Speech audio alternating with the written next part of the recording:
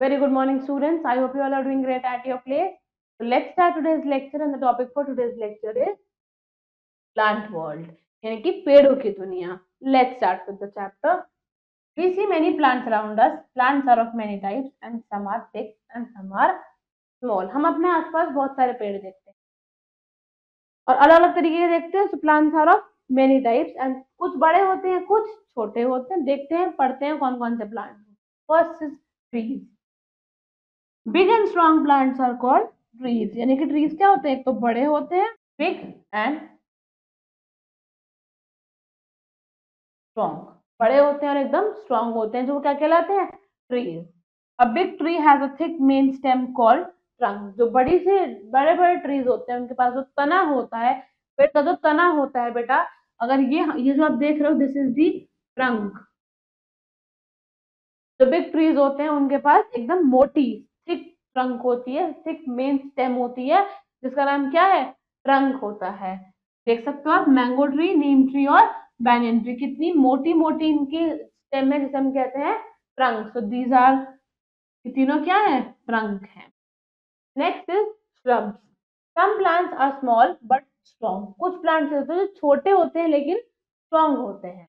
They have hard woody stems and they are called shrubs. उनके पास क्या होती है, हार्ड एकदम वुडी, बहुत ज्यादा लकड़ी वाली स्टेम्स होती है इनकी, और इनका नाम क्या होता है, shrubs होता है. जैसे कि रोज, तुलसी, हिबिस्कस और हिना, दे आर सम shrubs. छोटे होते हैं लेकिन स्ट्रॉन्ग होते हैं.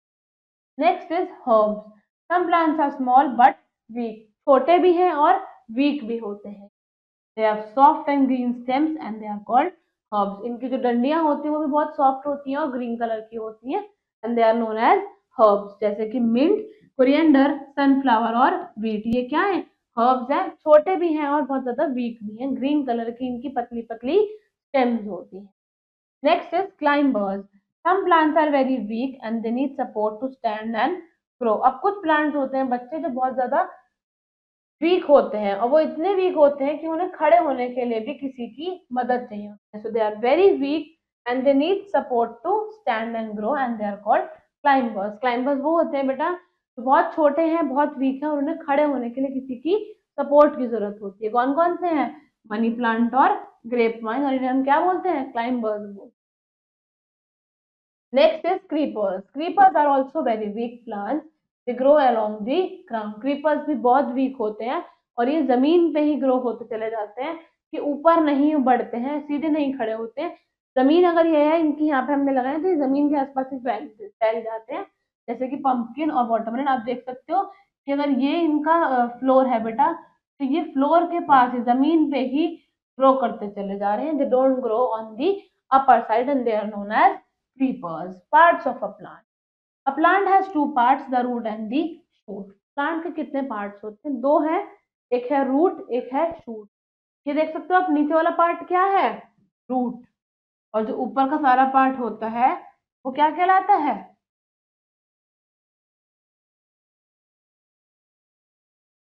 So a plant has two parts, the root and the shoot.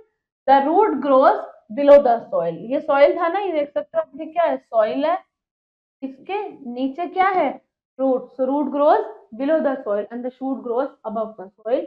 और सॉइल के ऊपर जितना भी पार्ट है वो सब क्या कहलाता है, शूट कहलाता है. अब हम देख सकते हैं पार्ट्स ऑफ अ प्लांट कौन कौन से हैं. नीचे रूट है सॉइल के, सॉइल के ऊपर सबसे पहला क्या है, स्टेम. ये जो डंडी है हरे रंग की, ये क्या है, प्लांट की स्टेम है. फिर ये जो स्टेम से और निकल रहे हैं, ये सब क्या है, ब्रांचेस होती हैं. ये तो हमें दिख ही रहा है, इट्स अ फ्लावर. ये क्या है, रूट्स. और ये जो ग्रीन ग्रीन है ये क्या है, लीफ है. So these are the parts of a plant. Point to remember is the green leaves prepare food for the plant. जो ग्रीन लीव्स होती है वो क्या करती हैं, प्लांट के लिए फूड प्रिपेयर करती है. खाना कौन बनाता है प्लांट्स के लिए, ग्रीन लीव्स बना.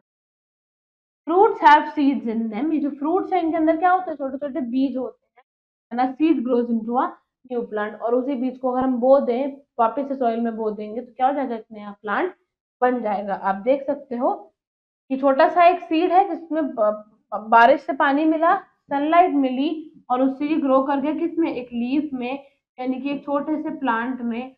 और उसके बाद ये किसमें हो गया, न्यू प्लांट के अंदर कन्वर्ट हो गया. तो आप देख सकते हो कि फ्रूट्स के अंदर सीड्स होती हैं, और अगर हम उस सीड को सो कर देंगे यानी कि बो देंगे वापस से, क्या बन जाएगा, एक नया प्लांट ग्रो कर जाएगा।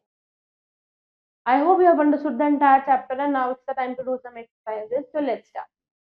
Take the correct option. Big and strong plants are trees, shrubs, herbs and none of these. बड़े भी हैं और स्ट्रॉन्ग भी हैं, वो प्लांट्स क्या कहलाते हैं, ट्रीज कहलाते हैं. Creepers grow along the walls, ground, both A and B and none of these. जो क्रीपर्स होते हैं बेटा, जो खड़े नहीं हो पाते, वो किसके आसपास फैलते हैं, किसके अलोंग ग्रो करते हैं, ग्राउंड के अलोंग ही, जमीन के आसपास ही ग्रो करने लग जाते हैं.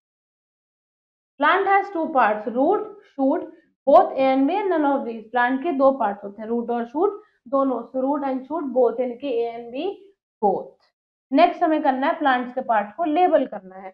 नीचे सबसे क्या होती है, रूट. ऊपर हमने देखा था क्या होता है जब हम ऊपर आते हैं सॉइल से,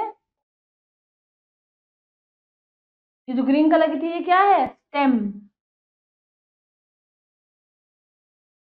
ये उसके बाद अगर हम बात करें तो ये क्या है बेटा, रूट्स. ये क्या है, येलो कलर का flower. This is again green colour की लीव्स. और ये फिर से ग्रीन कलर का क्या है, स्टेम. ये क्या है, ब्रांचेस. स्टेम तो हमने ये बता दी, तो दिस इज ब्रांचेस, जो हमने देखा था कि स्टेम से और निकल रही है. These are the parts of a plant. Next is answer the following question. Name different types of plant. कौन कौन से होते हैं, ट्रीज होते हैं, हर्ब्स होते हैं, श्रब्स होते हैं, क्लाइंबर्स होते हैं, क्रीपर्स होते हैं. आपको सबके नाम लिखने हैं. Name different parts of the plant. Parts अभी ऊपर हमने पिक्चर में बनाए हैं, आपको यहाँ पार्ट्स लिखने हैं. Third is how is a creeper different from a climber. Creeper कैसा होता है, क्लाइंबर कैसा होता है, आपको यहाँ पे उसकी डेफिनेशन बतानी है. So these are some answers to the following questions that you people will be doing in your homework. I hope you have understood the entire chapter. Thank you very much, and now we'll be meeting in the next chapter. Thank you and have a great day.